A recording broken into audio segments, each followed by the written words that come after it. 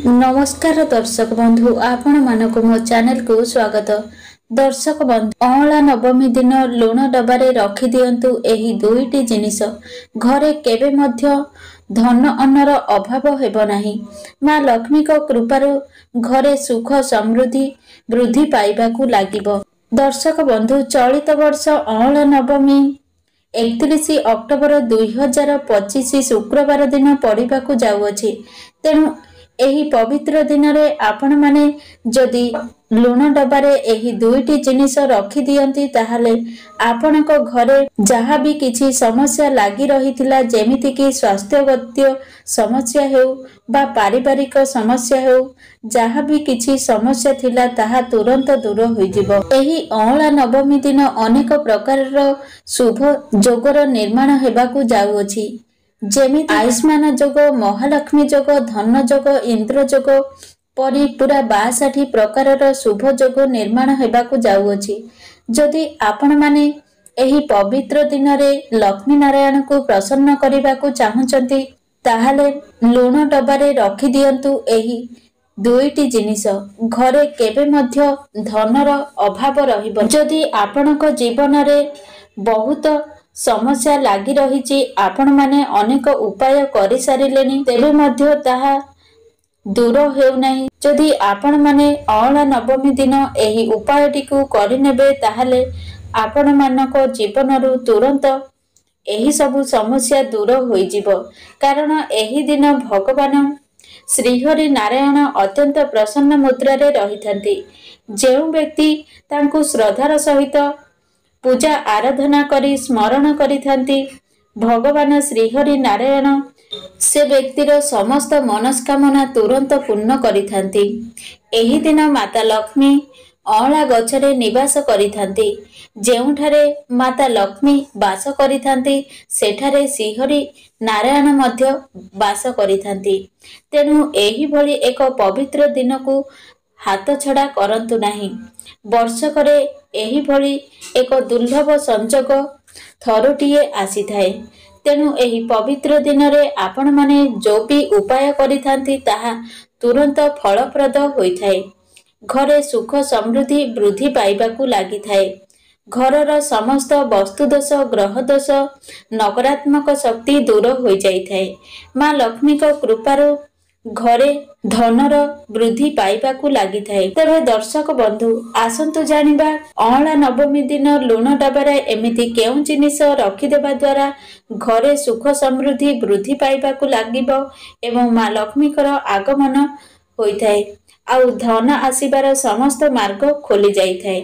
ता पूर्वरु आपण मानकु अनुरोध भिडियोटी को शेष पर्यंत देखंतु एवं आम चैनल को सब्सक्राइब करंतु एवं कमेंट सेक्शन रे जय मां लक्ष्मी निश्चय लिखंतु। दर्शक बंधु वैज्ञानिक दृष्टिकोण लुण केवल एक रासायनिक पदार्थ अटे। मात्र जदि आमे आम हिंदू शास्त्र एवं मुनि ऋषिंकर वक्तव्य को देखिबा तेबे लुण हेउची समुद्रर बीज एवं आपण माने जानती जे माँ लक्ष्मी हेउचंती समुद्र देवंकर कन्या।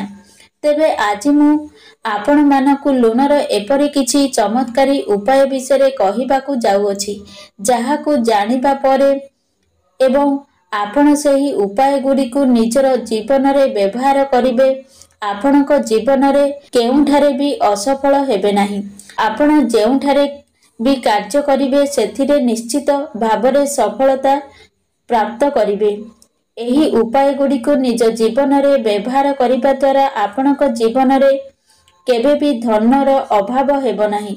जदि आपणक घरे कोनोसी व्यक्ति को बेमार लागिछि घरे सर्वदा अशांतिर वातावरण सृष्टि हेउछि प्रत्येक सदस्य मानक मध्यरे मनांतर मतांतर हेउछि आपण ऋण करजरे बुडी जाइछंती चाकरी क्षेत्र रे आपण को पद उन्नति मिलु नाही किंबा समस्त जगारे आपण को समस्यार सामना करिबा को पडुअछि तेबे एही उपाय को अँला नवमी दिन करिबा द्वारा आपणकर समस्त कष्टरु रक्षा पाई परिबे।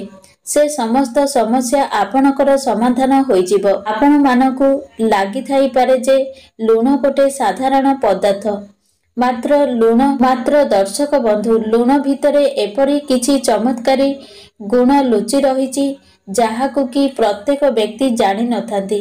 ଏବଂ ଆପଣ ଯଦି ଏହି ଚମତ୍କାରୀ ଶକ୍ତି ବିଷୟରେ ଜାଣିଛନ୍ତି, ତେବେ ଜୀବନରେ ଆପଣ କେବେ ବି ଧନର ଅଭାବର ସମ୍ମୁଖୀନ ହେବେ ନାହିଁ। ଆପଣମାନେ ଜାଣନ୍ତି ଯେ ଆମ ସ୍ୱାସ୍ଥ୍ୟ ଉପରେ ବି ଲୁଣର କେତେ ଗୁରୁତ୍ୱପୂର୍ଣ୍ଣ ଭୂମିକା ରହିଥାଏ। ଯଦି ଆମ ଖାଦ୍ୟରେ ଲୁଣର ମାତ୍ରା ଅଧିକ ହୋଇଥାଏ ତେବେ ମଧ୍ୟ ଅସୁବିଧା ହୋଇଥାଏ ଏବଂ ଯଦି ଆମ ଖାଦ୍ୟରେ ଲୁଣର ମାତ୍ରା କମ୍ ହୋଇଥାଏ ତେବେ ମଧ୍ୟ ଅସୁବିଧା ହୋଇଥାଏ। ଏହାର ଅର୍ଥ ହେଲା ଲୁଣ ଆମକୁ ଜୀବନ ଦିଏ ଏବଂ ଆମର ଜୀବନ ନେଇ ମଧ୍ୟ ପାରେ। ତେବେ ଆଜି ମୁଁ ଆପଣମାନଙ୍କୁ ଏହି ଭିଡ଼ିଓରେ ଲୁଣର କିଛି ଉପାୟ କହିବାକୁ ଯାଉଅଛି, ଯାହାକୁ ଯଦି ଆପଣମାନେ ଅଁଳା ନବମୀ ଦିନ ଜୀବନରେ ପ୍ରୟୋଗ କରନ୍ତି ତେବେ ଆପଣଙ୍କ ଜୀବନରେ କେବେ ବି କୌଣସି କଷ୍ଟର ସାମ୍ନା କରିବାକୁ ପଡ଼ିବ ନାହିଁ। ତେବେ ଦର୍ଶକ ବନ୍ଧୁ, ଆପଣମାନେ ଜାଣନ୍ତି ଯେ ଲୁଣ ବିଭିନ୍ନ ପ୍ରକାରର ରହିଥାଏ। ଯେପରିକି ପ୍ରଥମେ ହେଉଛି ସନ୍ଦେବ ଲବଣ, ଯାହାକୁ କି ଆମେ ପାହାଡ଼ିଆ ଲୁଣ ଭାବରେ ଜାଣିଥାଉ।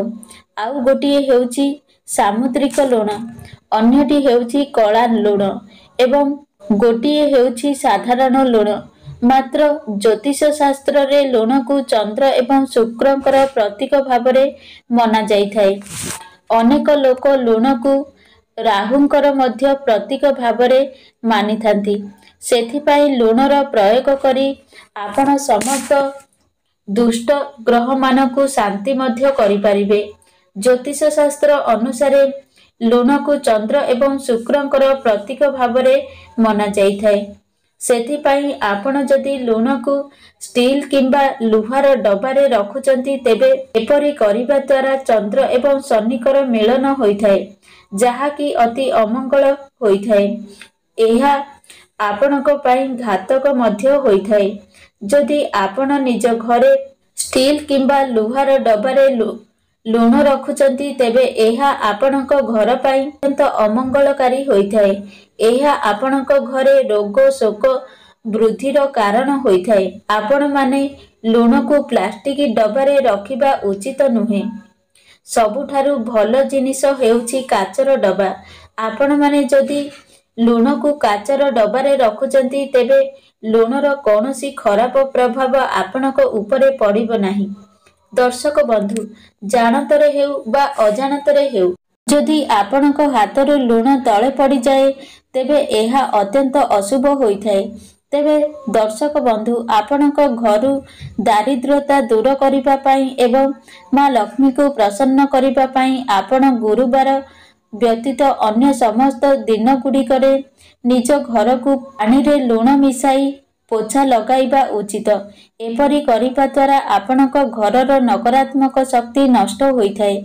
ଏପରି କରିବା ଦ୍ୱାରା ଆପଣଙ୍କ ଗୃହ ପବିତ୍ର ହୋଇଯାଇଥାଏ, ଯାହାକି ମା ଲକ୍ଷ୍ମୀ ଆଗମନର ବାଟ ଫିଟି ଯାଇଥାଏ ଏବଂ ଏହା ସବୁଠାରୁ ଭଲ ଉପାୟ, ଯାହାଦ୍ୱାରା ଆମେ ମା ଲକ୍ଷ୍ମୀଙ୍କୁ ପ୍ରସନ୍ନ କରିପାରିବା।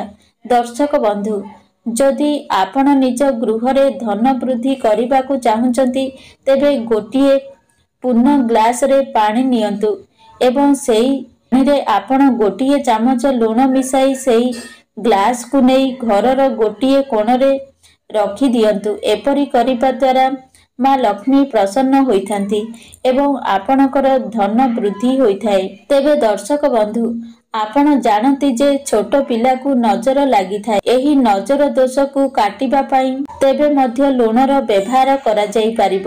ତେବେ ଦର୍ଶକ ବନ୍ଧୁ, ଯଦି ଆପଣଙ୍କ କୁଣ୍ଡଳୀରେ ଚନ୍ଦ୍ର ଏବଂ ମଙ୍ଗଳଙ୍କର ଦୋଷ ଲାଗିଛି ତେବେ ଆପଣ ପାଇଁ ଲୁଣର ପ୍ରୟୋଗ କରି ନିଜ କୁଣ୍ଡଳୀରୁ ଏହି ସବୁ ଦୋଷକୁ ଦୂର କରିପାରିବେ। ଏଥିପାଇଁ ଆପଣ 21 ଦିନ ପର୍ଯ୍ୟନ୍ତ ଏହି ଉପାୟକୁ କରିବେ। ଆପଣ କିଛି ଲୁଣ ନେଇ ନିଜ ଶରୀର ପାଖରେ 7 ଥର ବୁଲାଇ ଦିଅନ୍ତୁ ଏବଂ ସେହି ଲୁଣକୁ ନେଇ ଆପଣ କୌଣସି ପ୍ରବାହିତ ଜଳରେ ପ୍ରବାହିତ କରିଦିଅନ୍ତୁ। ଏପରି କରିବା ଦ୍ୱାରା ଆପଣଙ୍କ କୁଣ୍ଡଳୀରୁ ଚନ୍ଦ୍ର ବା ମଙ୍ଗଳ ଦୋଷ ଦୂର ହୋଇଥାଏ। दर्शक बंधु जदि स्वामी स्त्री भितर संपर्क भल न थाए तेबे आपण निज गृहर समस्त कोणरे काच पात्र रे किछि किछि लुण रखंतु एवं प्रति सप्ताह रे एही लुण को बदलाई दियंतु एवं सेही लुण को जल रे पकाई दियंतु। एपरि करिबा द्वारा स्वामी स्त्री संपर्क मजबूत होइथाए। एबे आसंतु जानिबा लुणर चमत्कारी उपाय विषय। लुण डबारे केउ दुईटी जिनिस रखिबा द्वारा आपणक गृह को माँ लक्ष्मी आकर्षित होई आसीथांती। तेबे लुण हेउची शुक्रंकर प्रतीक एवं लवंग हेउची शनिकर प्रतीक एवं शुक्र एवं शनिकर मिलन हेले एहा धन सृष्टि होइथाए जहा द्वारा आपणक गृह रे धन वृद्धि होइथाए।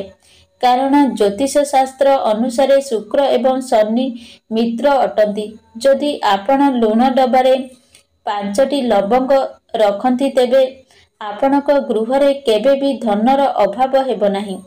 द्वितीय उपाय हेउची आपण लुण डबारे 5टी तुलसी पत्र रखंतु। आपण जानती जे लुण शुक्रंकर प्रतीक एवं तुलसी पत्र बुधंकर प्रतीक अटे। आपण जानती सबुज रंग हेउची बुधंकर प्रतीक।